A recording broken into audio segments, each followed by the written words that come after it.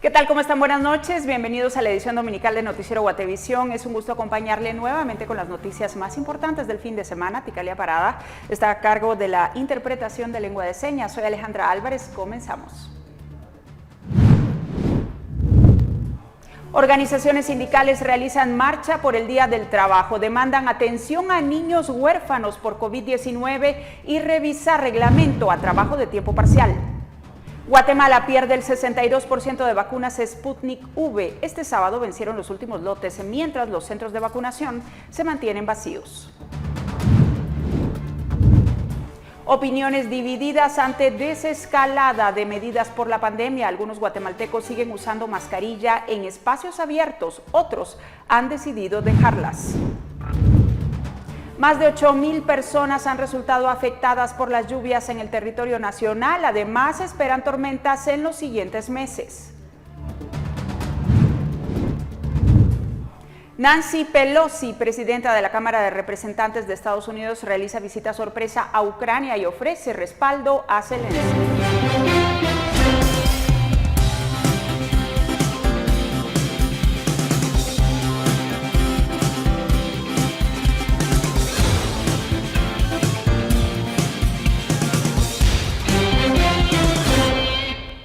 Bien, pasamos al detalle de las noticias. Les cuento que un ataque armado en contra de una vivienda particular en la colonia Betancourt, en la zona 4 de Villanueva, se registró este fin de semana. Eso fue lo que reportó la policía de ese municipio la noche de este sábado, luego de que un hombre disparara en contra de la familia Jiménez Mendoza. Según testigos, el sujeto tocó la puerta de la vivienda entre las 8:30 y las 9 de la noche, mientras la familia cenaba.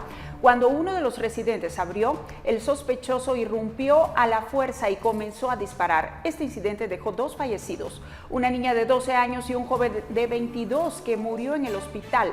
Según los bomberos voluntarios, hay otros 4 heridos. Hasta el momento, las causas del ataque no están claras. Y otro ataque armado ocurrió la tarde del sábado en la 17 Avenida y 15 Calle de la colonia Cipresales, esto es en la zona 6 de la capital. El incidente dejó a 2 personas fallecidas con múltiples heridas de proyectil de arma de fuego. Los bomberos municipales cubrieron la emergencia junto con elementos de la Policía Nacional Civil. Hasta el momento, las autoridades desconocen los nombres y edades de los fallecidos, así como las posibles causas del ataque. Y este fin de semana creció la tensión entre Nahualá y Santa Catarina Ixtahuacán, ambos municipios de Sololá. Un vehículo con personal militar de la 5ª Brigada de Infantería del Ejército fue atacado con armas de fuego durante acciones de supervisión de destacamentos cerca de unas montañas pequeñas frente a Santa Catarina Ixtahuacán. Según datos oficiales, hay 2 soldados heridos. El incidente ocurrió en medio de un operativo de seguridad militar en la zona, en disputa desde hace más de 150 años por diferencias territoriales entre los 2 municipios. De acuerdo con las autoridades, los militares siguen bajo ataque durante la tarde de este domingo. Y bueno, 2 extraditables fueron capturados por el Ministerio Público este domingo. Se trata de Mario Castro Covarrubias, también conocido como Menón, y de Melencio Medina Rodríguez. Ambos son requeridos en extradición por una corte distrital de Estados Unidos por conspirar para distribuir cocaína, metanfetamina, marihuana y fentanilo. Según investigaciones preliminares, los señalados habrían traficado estos productos desde México hacia Estados Unidos y también habrían transportado las ganancias de las drogas de vuelta a México. La aprehensión de ambos ocurrió en el Aeropuerto Internacional La Aurora. Y 8 migrantes provenientes de Honduras y Venezuela fueron localizados por agentes de la Policía Nacional Civil en el kilómetro 228 en Agua Caliente, Esquipulas, Chiquimula. Los agentes los trasladaron a un albergue del Instituto Guatemalteco de Migración por supuestamente haber ingresado al país sin cumplir con los protocolos migratorios oficiales. Y en más temas de migración, le cuento que 2 presuntos coyotes fueron también detenidos por la Policía Nacional Civil en el kilómetro 53 de la ruta al Atlántico en Sanarate del Progreso. Se trata de Gilmar Omar Santizo Jiménez, de 42 años, y de Elí Max Cruz Roque, de 40 años. Cada uno conducía un vehículo. Juntos trasladaban a 9 migrantes provenientes de Ecuador, Venezuela y Honduras. Las 3 personas de este país centroamericano eran menores de edad. Y en el kilómetro 35 de la ruta de Santiago a Santa María Cauqué, en Zacatepeques, cuerpos de socorro localizaron a una persona fallecida en un río de aguas negras. Los bomberos municipales departamentales coordinaron a elementos de la Policía Nacional Civil y el Ministerio Público para que acudieran al lugar. Hasta el momento, las autoridades desconocen la identidad de la persona.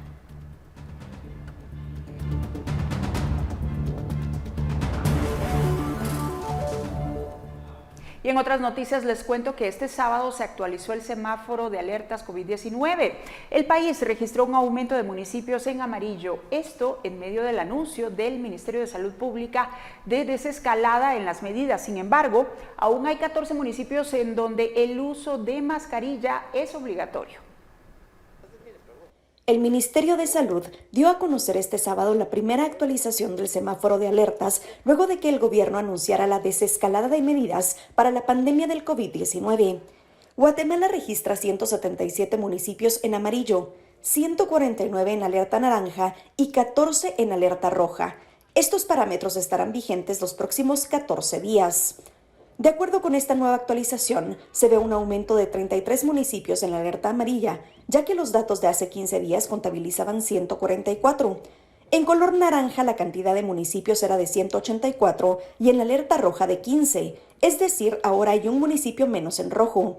Pese a la disminución de los casos de COVID-19, Guatemala aún no registra municipios en color verde.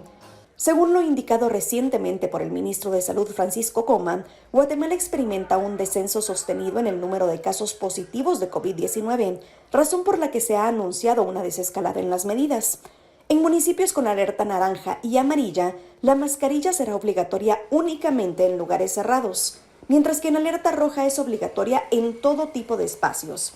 Los municipios que tienen el uso mandatorio de la mascarilla son Zumpango, Zacatepeques, Santa Lucía, Milpas Altas, Zacatepeques, Zipacate, Escuintla, Santa Clara, La Laguna, Sololá, San Pablo, La Laguna, Sololá, San Juan, La Laguna, Sololá, Santa María, Chiquimula, Totonicapán, Santa Lucía, La Reforma, Totonicapán, Olintepeque, Quetzaltenango, Génova, Quetzaltenango, Santa Cruz del Quiché, Quiché, Cobán, Alta Verapaz, San José Petén y Río Hondo, Zacapa. Para Noticiero Guatevisión, Paula Osaeta. Y en medio de este descenso de casos y municipios en rojo, este fue el primer fin de semana desde que inició la pandemia en el que muchos guatemaltecos pudieron elegir si utilizaban mascarilla o no en espacios abiertos.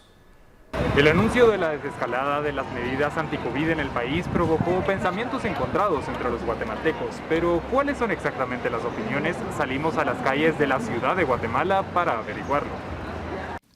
En los espacios públicos capitalinos hay de todo. Algunos se olvidaron de la mascarilla, pero otros la mantienen.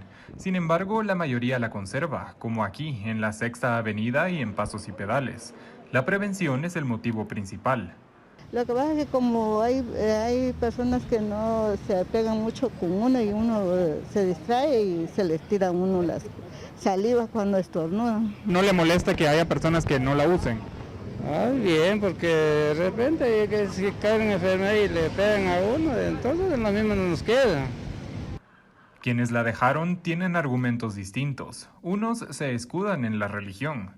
En la Biblia está lo que es que la pandemia son apestes que ya pasaban, así como ya va a pasar 2 años, pero también vienen otros apestes, que todo está escrito en la Biblia, ¿va?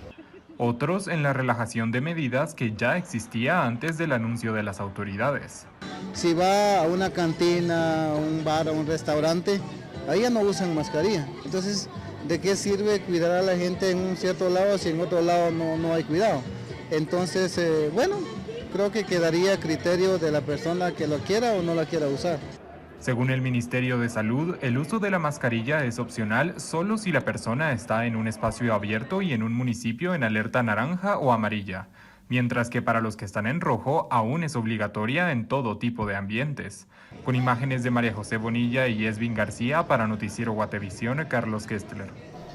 Y vea usted, en redes sociales circula un video del momento en el que varias personas se van a los golpes en una de las calles de Antigua Guatemala, Zacatepeques. Según las publicaciones, la riña ocurrió este sábado. Hasta el momento se desconoce qué originó la pelea, pero al parecer algunos de los involucrados estaban ebrios. La grabación de apenas 49 segundos muestra las agresiones físicas y permite observar cómo otras personas intentan intervenir en la pelea para tratar de calmar los ánimos en el ambiente. Pero si no vamos a entrar acá para nada. Hay un gran vergueo. Y Guatemala perdió el 62% de las vacunas Sputnik V contra el COVID-19. Este sábado expiraron los últimos lotes del fármaco, mientras la mayoría de los puestos de vacunación en la capital estuvieron vacíos. En total, 1.057.506 vacunas de Sputnik V expiraron este sábado. Con ello, Guatemala perdió cerca de 5 millones de dosis de la marca, pues en febrero y marzo vencieron otros 2 lotes. Así, 6 de cada 10 vacunas rusas se vencieron en el país, que registró poca afluencia de personas en los puestos de inmunización contra el COVID-19 este fin de semana. Por ejemplo, así lucieron los centros del Parque Central y de Mariscal Zavala, en la capital. Sí se han presentado, no mucho como usted puede ver ahorita, no hay mucha afluencia, pero sí se han estado acercando las personas, ahí sí que en horarios específicos, a veces a las 11 o 12 es cuando se nos llena un poquito. Si las dosis de Sputnik no hubieran expirado, 2,5 millones de guatemaltecos pudieron haber recibido la protección contra el coronavirus.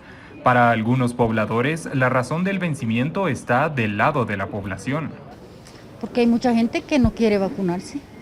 Las personas actualmente no prefieren Sputnik por el tema político que se ha dado del pasaporte, ¿verdad? Para poder viajar. Pero para algunos vacunados, la raíz es la campaña deficiente del gobierno. Poner más centros de vacunación, ir a las casas, tal vez a exhortar a las personas de que fueran a vacunarse para prevenir más contagios. Según lineamientos del Ministerio de Salud, las vacunas que expiren sin ser administradas deberán ser destruidas. Las 5 millones de vacunas Sputnik que se perdieron le costaron al país al menos 384 millones de quetzales. Esto representa más de la mitad de los 614.5 millones de quetzales que Guatemala le pagó a Rusia a través de un contrato cuestionado. Pero esta no es la única pérdida del fin de semana. El sábado también se vencieron 520.940 dosis de la farmacéutica AstraZeneca, cuya pérdida asciende a 17 millones de quetzales. Para continuar con la inmunización contra el COVID-19, Guatemala solo dispone de 1.500.000 vacunas. La mayoría son de AstraZeneca, otra porción son de la marca Pfizer. Mientras los biológicos se vencen, Guatemala continúa como el país menos vacunado en América Latina. Solo 3 de cada 10 personas tienen el esquema completo, según datos de abril de la Universidad Johns Hopkins. Con imágenes de Esvin García para Noticiero Guatevisión, Carlos Kestler.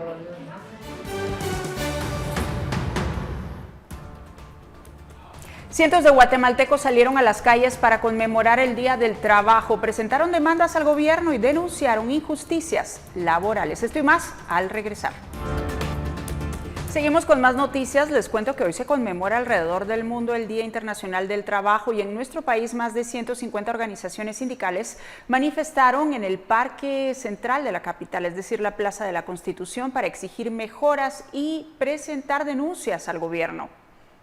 Bien, aquí está presente el pueblo de Guatemala repudiando las malas acciones de este gobierno de Alejandro Yamatei. Con críticas y señalamientos a los funcionarios, la Central General de Trabajadores de Guatemala inició el discurso para conmemorar una vez más el Día Internacional de los Trabajadores. Sindicatos de entidades públicas y privadas acudieron a la Plaza de la Constitución, en la zona 1, desde el Monumento al Trabajo, en la zona 5, para presentar demandas al gobierno y denunciar lo que ellos consideran como injusticias laborales. Es la primera vez que lo hacen desde 2019, antes de la llegada de la pandemia del coronavirus. Pues la verdad me siento bastante tranquilo y bastante feliz porque hoy sí hubo bastante representación de todos los sindicatos en esta manifestación. Pancartas de identificación, banderas coloridas y mensajes políticos protagonizaron la mañana, en la que las exigencias más sonadas fueron la reducción de la tarifa de energía eléctrica, el aumento al salario mínimo y la atención a los niños huérfanos por el COVID-19. Sin embargo, algunos grupos presentaron peticiones particulares. Y gracias a la lucha constante de nosotros como sindicalistas y líderes sindicales, logramos la reinstalación de 8 compañeras de trabajo hace 2 años. Y ahorita pues estamos peleando que se les otorgue a ellas los que son sueldos caídos. El Día Internacional de los Trabajadores se conmemora desde el siglo XIX, en homenaje a un grupo de sindicalistas estadounidenses que fueron condenados a muerte tras participar en una protesta en favor de la jornada laboral de 8 horas. Con imágenes de María José Bonilla, para Noticiero Guatevisión, Carlos Kestler. Y vea usted, la Superintendencia de Bancos informó que la Junta Monetaria autorizó que los bancos, sucursales y agencias bancarias, sociedades financieras, compañías de seguros, compañías almacenadoras y casas de cambio puedan cerrar este lunes 2 de mayo, asueto que corresponde al Día del Trabajo. Adicionalmente informa que queda a discreción de cada entidad prestar sus servicios por medio de agencia, ventanilla especial o similar. Y el Ministerio de Trabajo inauguró la Feria Nacional del Empleo en el marco del Día Internacional del Trabajo. Esta tendrá lugar en varios departamentos hasta el 6 de mayo y también tendrá modalidad híbrida, presencial en la Plaza de la Constitución en la zona 1 de la capital y en línea a través del portal tuempleo.mintrabajo.gov.gt. Quienes se registren podrían optar a las más de 1.200 oportunidades laborales que son principalmente en el área de contact center y BPO, industria manufacturera, comercio, intermediación financiera y actividades de servicio. Por otro lado, el Ministerio de Economía, la Embajada de China a Taiwán, a través de su misión técnica en Guatemala y la Municipalidad de Antigua Guatemala, inauguraron este sábado la 4ª Feria Nacional Mi Pueblo, Mi Producto, que tiene como objetivo dar a conocer los productos artesanales propios de cada territorio. La feria, ubicada en el Parque Central de Antigua Guatemala, estuvo abierta durante el fin de semana y benefició a 116 MIPYMES de manera directa y de forma indirecta a 400 artesanos provenientes de Huehuetenango, Quetzaltenango, Totonicapán, Sololá, Chimaltenango, Zacatepeques y Baja Verapaz, quienes mostraron a los visitantes una amplia oferta de productos como dulces típicos, artículos de cerámica, ebanistería, textiles, productos agroindustriales y artesanías en general, entre otros. Este programa del Ministerio de Economía, juntamente con la Misión Técnica de China a Taiwán, ejecutan el proyecto de revitalización de la artesanía y emprendimiento juvenil en Antigua Guatemala y municipios aledaños de Zacatepeques, con el objetivo de fomentar el desarrollo de la industria cultural y local.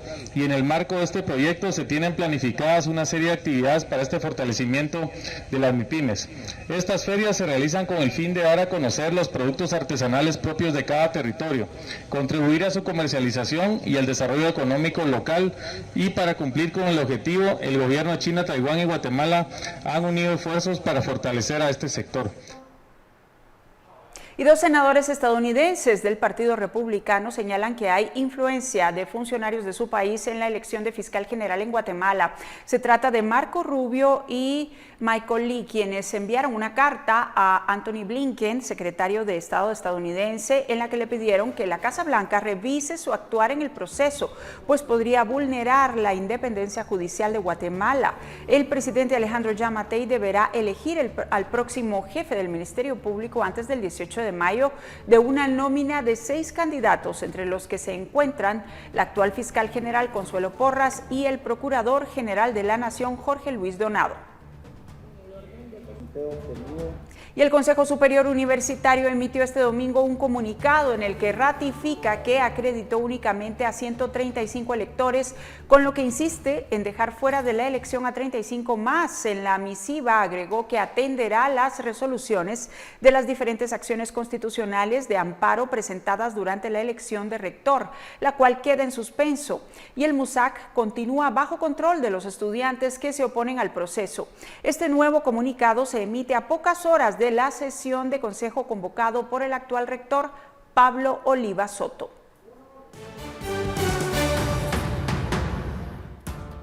Y las lluvias de los últimos días dejan ya miles de afectados en el país. Le tenemos el dato al regresar de la pausa.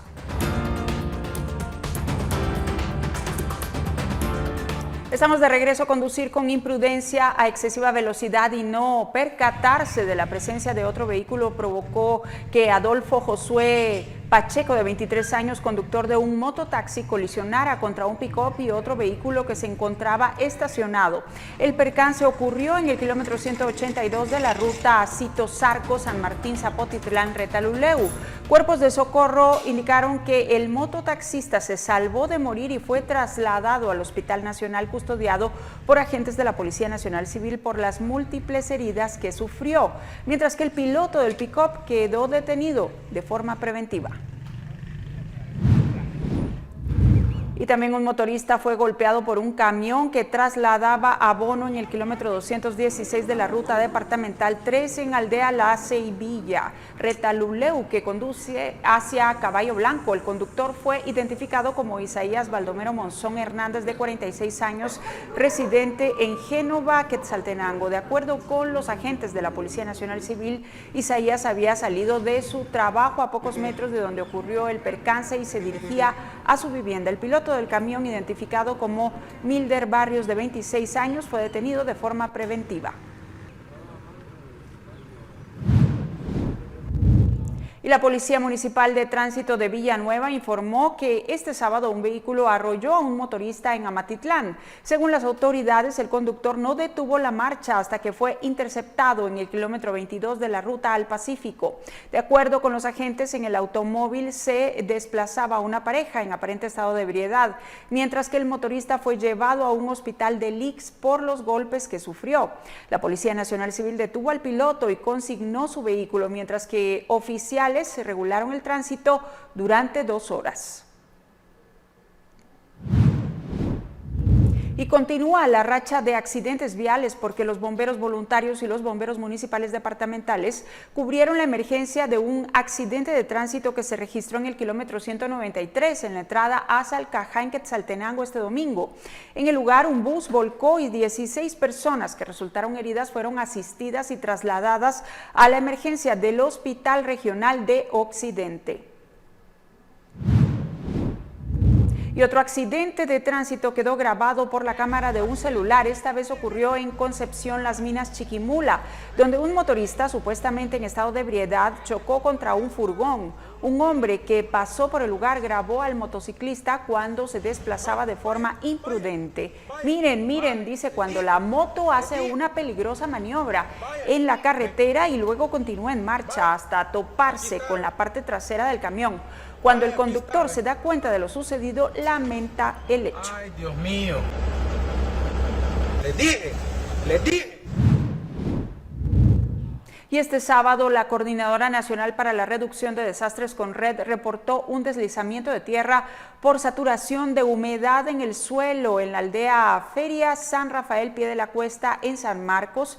Y de acuerdo con la evaluación de los daños, hay una vivienda con daño moderado y ningún herido. En Quetzaltenango, en la 0 calle de la zona 6 de la cabecera municipal, la CONRED registró una inundación por lluvias y colapso de drenajes. Tampoco se contabilizaron heridos.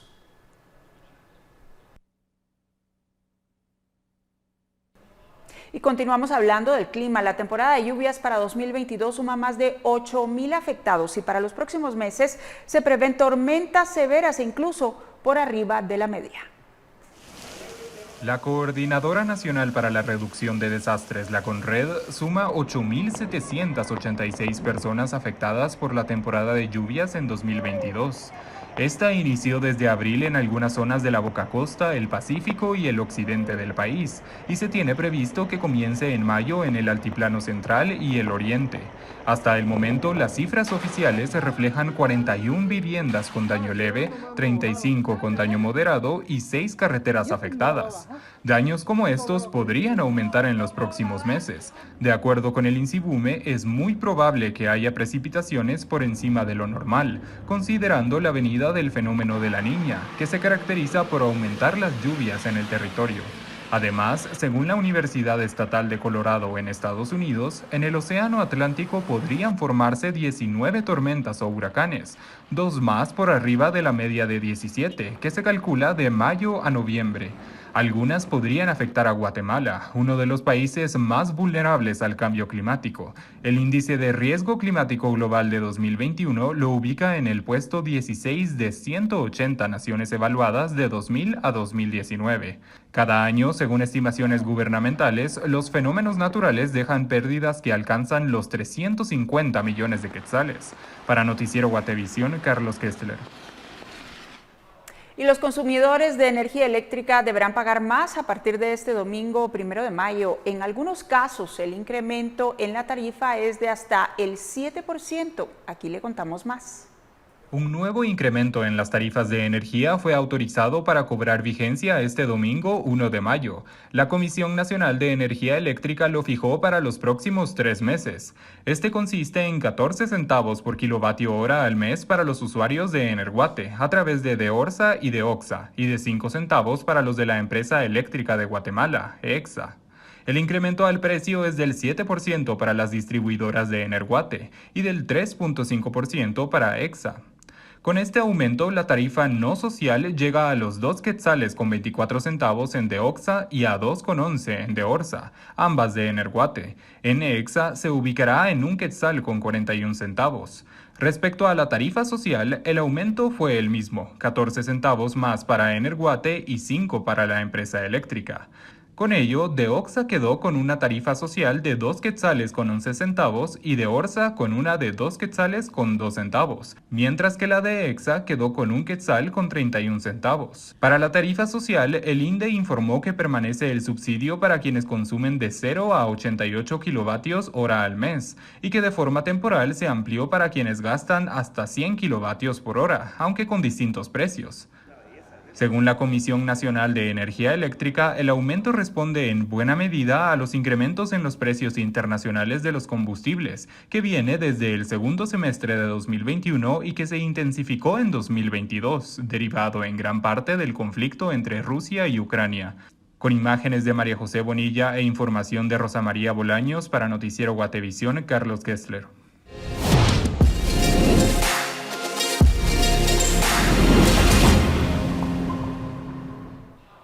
Como ustedes saben, la migración de personas hacia Estados Unidos continúa. Los problemas en los países de la región son los mismos y hace falta más medidas internas para mejorar la vida de las personas. En perspectiva, hablamos del tema con el nuevo director de la Casa del Migrante. Francisco Pelizari es el nuevo director de la Casa del Migrante, la organización que da refugio temporal a personas que cruzan la frontera para llegar a Estados Unidos. Es argentino de origen italiano. Desde los 11 años es parte de la misión de apoyo a migrantes. En los últimos años trabajó en México y en el 2022 llegó a Guatemala para continuar con la labor que estaba a cargo del padre Mauro Berceletti. Hablamos con él para conocer su visión acerca del fenómeno de la migración y las políticas vigentes en los países de la zona. Se nos hace muy interesante porque son respuestas paliativas en muchas ocasiones, interesadas por un momento conjuntural o por tal vez la preferencia política o la dirección política.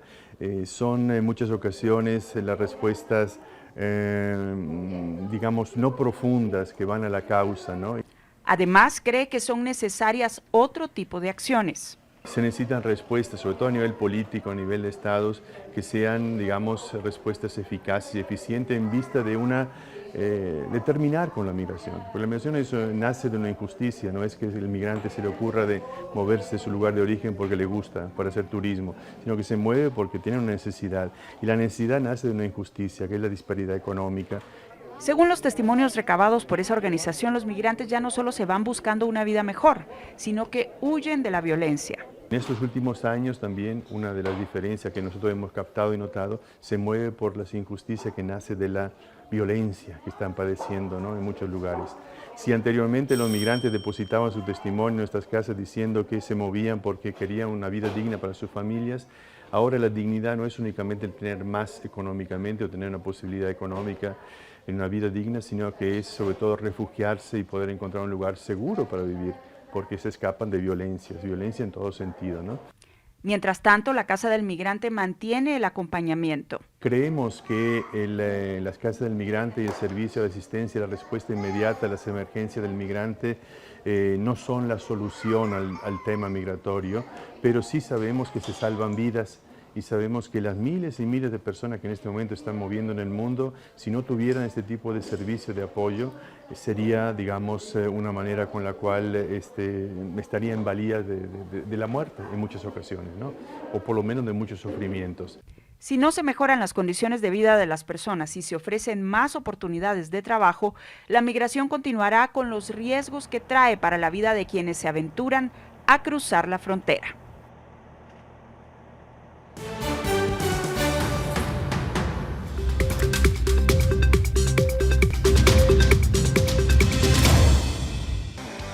Nueva SUV Toyota Rise, la SUV fácil de conducir para una vida fácil de vivir. Presenta. Bien, ya estamos de regreso con las noticias internacionales. Les cuento que el hijo mayor de la expresidenta de Nicaragua, Violeta Barrios de Chamorro, Pedro Joaquín Chamorro, detenido en una ola de arrestos contra opositores en el 2021, fue enviado a arresto domiciliario tras 10 meses en una cárcel de Managua. En marzo pasado, Chamorro Barrios, un periodista de 70 años, fue condenado a 9 años de prisión por los delitos de gestión abusiva y apropiación indebida, cargos que nunca reconoció, en un fallo que fue rechazado por organizaciones defensoras de los derechos humanos que consideran al exdiputado como un preso político. Tanto el diario La Prensa, de la cual Chamorro Barrios es directivo, como el portal Confidencial, que dirige su hermano, señalaron que el arresto domiciliario ordenado ayer sábado se debió al deterioro en el estado de salud del también exdiputado. Chamorro Barrios es el quinto crítico del presidente Daniel Ortega enviado a arresto domiciliario. Los hermanos Chamorro Barrios forman parte de una lista de 181 personas consideradas presos políticos según la Comisión Interamericana de Derechos Humanos.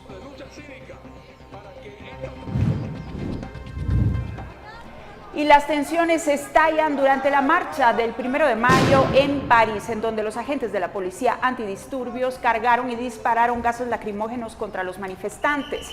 Esto sucedió mientras miles de personas salieron a manifestar para recordar la importancia del respeto a los derechos laborales e insistir en la necesidad de nuevas reformas. Y varias personas están desaparecidas o atrapadas entre los escombros de un edificio que se derrumbó en la ciudad de Chiangsaha. Esto es en el centro de China, donde continúan las operaciones de rescate, según informó la televisión estatal. 6 personas fueron rescatadas y otras 17 resultaron atrapadas tras el colapso en la tarde del viernes del edificio de 6 pisos. De momento, no se ha informado de ninguna víctima y las autoridades de la ciudad dijeron que se continúa con las labores de rescate. Y la presidenta de la Cámara de Representantes, Nancy Pelosi, expresó este domingo la solidaridad inequívoca de Estados Unidos con Ucrania, un día después de una visita sorpresa a Kiev, en donde se reunió con el presidente Volodymyr Zelensky. La visita a Kiev permitió comprender mejor lo que se debe hacer para ayudar a Ucrania, aseguró este domingo Pelosi en una conferencia de prensa en el sureste de Polonia, donde viajó después la delegación del Congreso estadounidense que encabeza. Estados Unidos es un líder en el sólido apoyo a Ucrania en la lucha contra la agresión rusa. Tuiteó Zelensky para acompañar un video donde se le ve recibiendo a Pelosi y a la delegación del Congreso a las puertas de la presidencia en Kiev. Y en el día 66 de la guerra de Rusia en Ucrania, los residentes de Kharkiv se refugian en el metro de la ciudad. Colchones, mantas, camas, mesas y sillas han sido llevados bajo tierra, donde los residentes exhaustos intentan escapar de los bombardeos, además de destruir edificios y enlutar a las familias. La invasión rusa también ha dejado una inundación en Demidiv, cerca de Kiev, donde las fuerzas rusas están cada vez más cerca. Es hora de que la Brigada 81 descanse y reciba atención médica mientras regresan a sus cuarteles para descansar después de 2 meses en el frente. Esas son las imágenes. Y también el Papa Francisco celebra el Regina Coeli en la Plaza de San Pedro, renovando su llamado a la apertura de corredores humanitarios en Ucrania para fortalecer la ayuda a todas las personas que huyen de la guerra. Sufro y lloro cuando pienso en el sufrimiento del pueblo ucraniano, especialmente los más débiles, los ancianos y los niños. Incluso hay informes terribles de niños expulsados y deportados, expresó el Papa. Nueva SUV Toyota Rise. La SUV fácil de conducir para una vida fácil de vivir. Presentó. Y damos un giro a nuestro recorrido informativo porque con argumentos de lujo en la discusión legal y en la academia, mientras alguien trata de llevar en andas a sus candidatos, aquí en Noticiero Guatevisión le presentamos las inolvidables de la semana.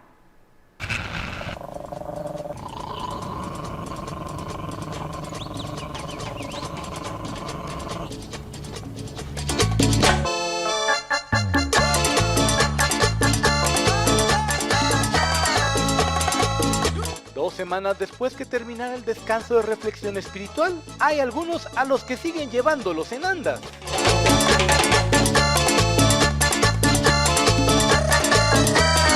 Y no son muy cristianos que digamos. A ver, ¿a dónde van a llegar? La doctora, que dicen que es doctora, llegó con el mejor punteo a la nómina final para elegir al fiscal. ¡Azanigua! ¡Qué nivel! Los argumentos vertidos desde la primera vuelta de esta votación, en el sentido de que el voto no es favorable.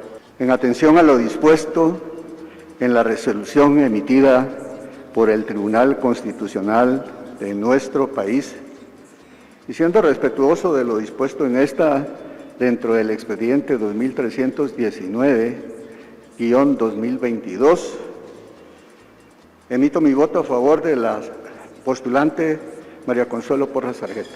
Los comisionados se lucieron. Reitero que la postulante cumple con los requisitos del artículo 113 de la Constitución. En este momento mi voto es no favorable. Y en acatamiento de lo considerado y ordenado en la resolución dictada por la Corte de Constitucionalidad, expediente 2013-19-2022, mi voto es favorable. Sobre todo porque nunca jamás se dejaron presionar en la vida. Patito, color de café, si tú no me quieres, yo ya sé por qué. Tengo una muñeca vestida de azul, zapatitos blancos, delantal de tú. ¿Y ahora qué? Pues que el presidente decidió hacer un reality con la elección de fiscal. Buenas tardes, estimados conciudadanos. Algo así como las Kardashians, pero con gente fea. Sí, yo pienso que debe de analizarse los criterios por los que se están otorgando esas desestimaciones. ¿En serio que fea? Así también en la Secretaría de Bienestar Social de la Presidencia de la República. Sí, de los creadores de Tieso como el general. Hemos tenido alegrías, hemos tenido tristezas, hemos tenido frustraciones. ¿Y no se entiende con el flaco este? Muchísimos presidentes tienen contacto con la población. Llama lució sus habilidades de entrevistador. Estimada licenciada, la Ley Orgánica del Ministerio Público de Guatemala contempla la vinculación con otros organismos del Estado. Además de ello, considera trabajar con organizaciones internacionales para apoyar su labor en el Ministerio Público. Muchas gracias. Uy, qué recursos discursivos. Poner qué porte y qué lucidez al hablar. ¿Cuál considera usted que es la mayor debilidad del Ministerio Público en este momento? Más que debilidad, señor presidente, considero que las áreas de mejora para mí siempre constituyen oportunidades. ¿Y todo? En una entrevista que duró menos que el poder de Willy Castillo en la vice.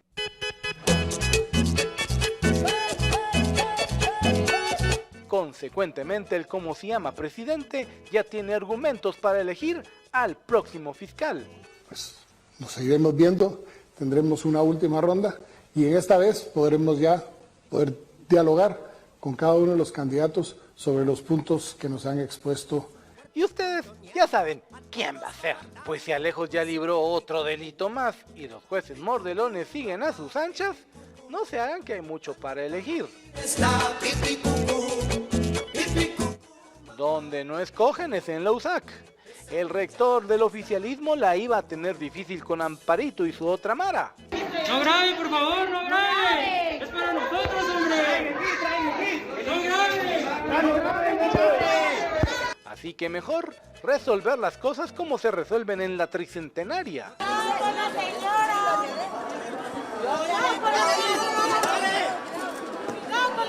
¡Oh! ¡Qué discusión tan académica!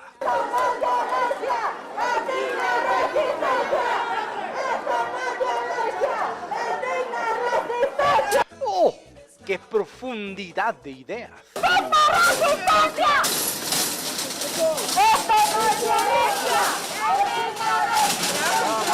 ¡Oh! Solo faltaba un poco de guaro para ganarle a estos parroquianos que la agarraron contra los polis de la PMT.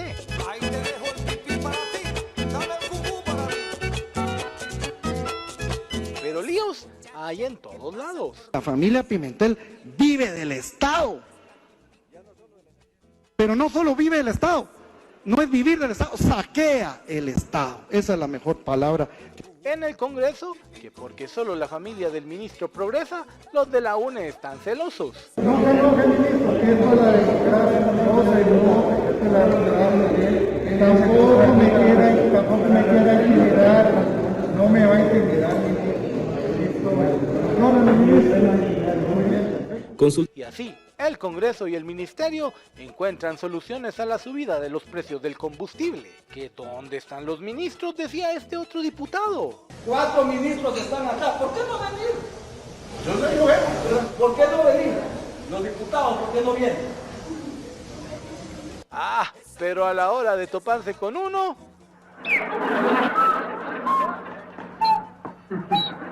Señor ministro, a usted mi respeto y esperamos, usted como funcionario, yo como diputado, que los otros compañeros diputados respondan a los intereses del pueblo. Una semana más en la que llevamos a toda esta gente en andas. Así concluye una semana más con inolvidables momentos. Y si usted fue parte de alguno de ellos, por favor, no se enoje. Gracias por su colaboración. Para Noticiero Guatevisión, Otto Ángel.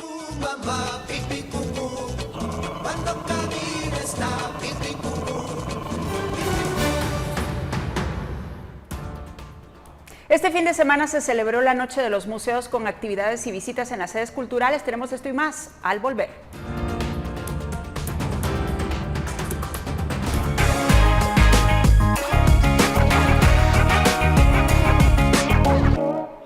Bien, les cuento que cientos de guatemaltecos disfrutaron este sábado del regreso de una noche en la calle de los museos, una actividad que se realizaba todos los años por parte de la Municipalidad de Guatemala, pero que desde que inició la pandemia ya no se hacía. El regreso fue todo un éxito.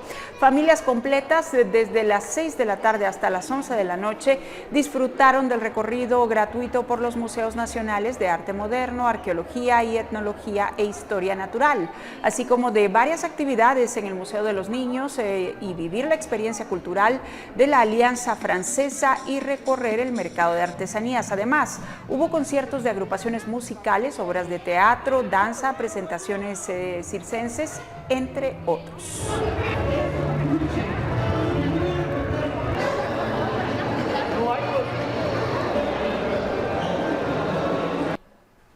Y es así como llegamos al final de la edición dominical de Noticiero Guatevisión. Muchísimas gracias por su sintonía. Nos despedimos con lo siguiente. La Gran Sala Efraín Recinos del Centro Cultural Miguel Ángel Asturias fue el escenario del cierre de temporada infantil del Ballet Nacional. Por supuesto, las cámaras de Noticiero Guatevisión estuvieron en el lugar. En la siguiente nota les dejamos con los detalles. Buenas noches, que descansen.